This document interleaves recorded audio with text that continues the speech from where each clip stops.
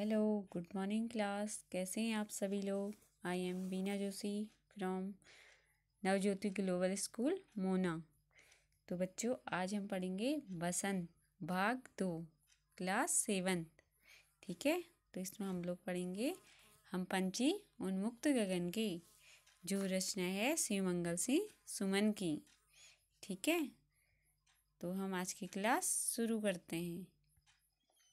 यहाँ पे शिवमंगल सिंह सुमन जी कह रहे हैं, हम पंछी उन्मुक्त गगन के पिंजर बंद न गा पाएंगे, कलक तीलियों से टकराकर पुलकित पंख टूट जाएंगे। पंछी यानी कि आप सभी को पता है, पंछी होता है पक्षी। उन्मुक्त, उन्मुक्त फॉर क्या होता है, आजाद। अब इसका हम भावार्थ पढ़ेंगे। ठीक है। आगे बोलते हैं शिवमंगल सिंह सुमन जी, जो यानी कि इसके लेखक हैं, इस कविता के रचनाकार हैं। वो बोलते हैं, हम सभी पंछी आज़ाद गगन में रहने वाले हैं। अगर आप हमें पिंजरे में बंद कर देंगे तो हम गा नहीं पाएंगे, क्योंकि सभी लोगों को आज़ादी प्रिय होती है।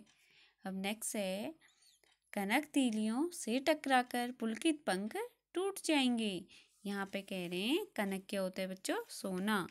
ठीक है। और पुलकित होता है कोमल। यहाँ पे बोल रहे हैं सोने की तिल्लियों से, तिल्लियों मतलब जो पिंजरे में बनी लाइनें होती हैं वो।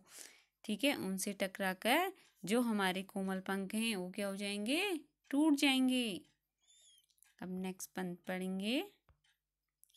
आगे बोल रहे हैं, हम बहता जल पीने वाले मर जाएंगे भूखे प्यासे, कहीं भली है कटुक निभोरी कनक कटोरी की मैदा से।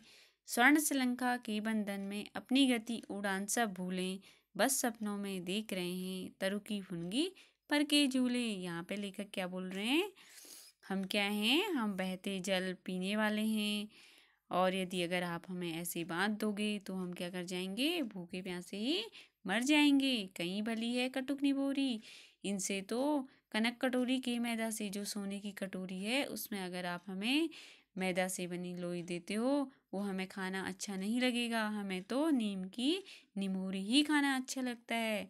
स्वर्ण श्रृंखला के बंधन में यदि आपने हमें अगर सोने की कटोरी में भी आप हमें मैदा की लोई बना कर दोगे, हम नहीं खा पाएंगे, क्योंकि हम आज़ाद रहकर नीम की अच्छी कड़वी नियोरी खाना पसंद करेंगे। सोने के बने पिंजरे में हमें अपनी गति को बंद कर दिया है, यानी कि हम तो उड़ना भी भूल चुके हैं, बस सपनों में देख रहे हैं तरु की फुनगी पर के झूले। बस हम तो सपनों में ही क्या देख रहे हैं, जो पेड़ होता है उसके ऊपर जो सबसे ऊपर की टहनी होती है उसमें एक प्रकार का कोमल जो पार्ट होता है उसे फुंगी बोलते हैं, तो उसी के सपने देख रहे हैं। ठीक है। तो नेक्स्ट पढ़ेंगे, ऐसे थे अरमान की उड़ते नीले नभ की सीमा पाने, लाल किरण सी चोंच खोल चुकते तारक अनार के दाने, होती सीमाहीन क्षितिज से इन पंखों की होड़ा होड़ी, या तो क्षितिज मिलन बन जाता या तंती सांसों की डोरी। यहाँ पे लेखक क्या कह रहे हैं, हमारा तो अरमान था कि हम क्या करें, नीले आसमान में उड़ें, नीले आसमान की सीमा को भी पार कर जाएं। और जो हमारी लाल किरण सी चोंच खोल, जो हमारी चोंच कैसी है, लाल किरण के समान है, चुगते तारक अनार के दाने, हम इनको क्या करते हैं, अनार के दानों को खा जाते हैं, जो चुगते हैं, जो अनार के कच्चे दाने हैं। होती सीमाहीन क्षितिज से, यहाँ पे क्षितिज क्या होता है बच्चों, क्षितिज होता है धरती और आसमान का मिलन।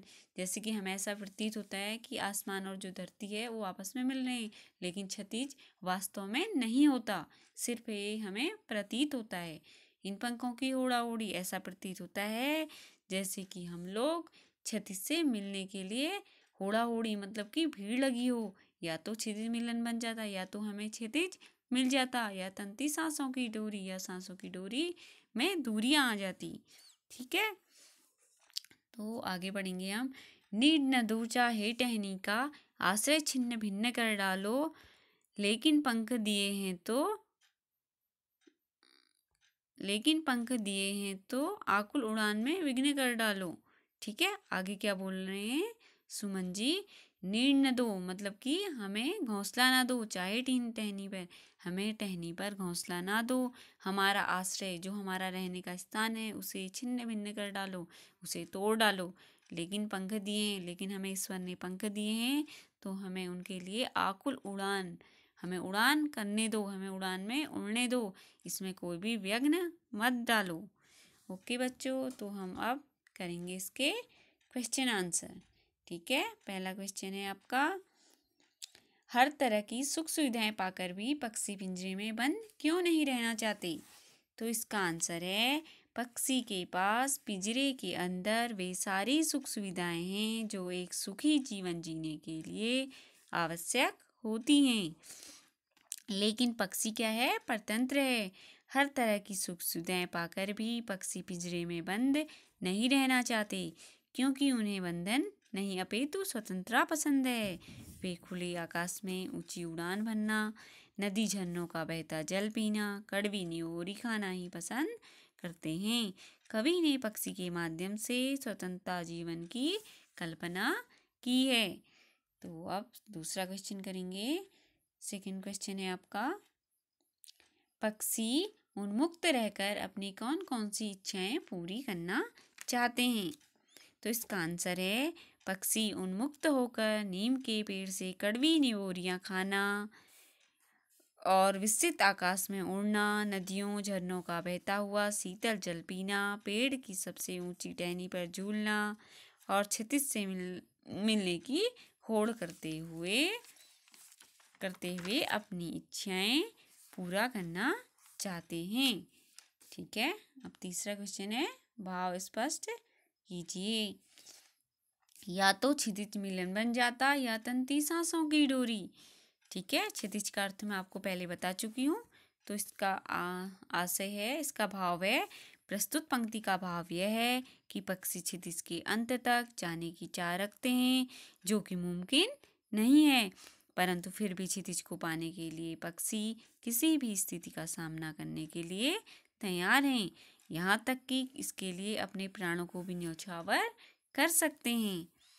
अब हम आगे फोर्थ क्वेश्चन करेंगे कविता से आगे। ठीक है, बहुत से लोग पक्षी पालते हैं। ठीक है, इसका क्या कह रहा है, पक्षियों को पालना उचित है अथवा नहीं, अपने विचार रखने हैं इस पे हमें। ठीक है, सभी लोग अपने अपने विचार रख सकते हैं।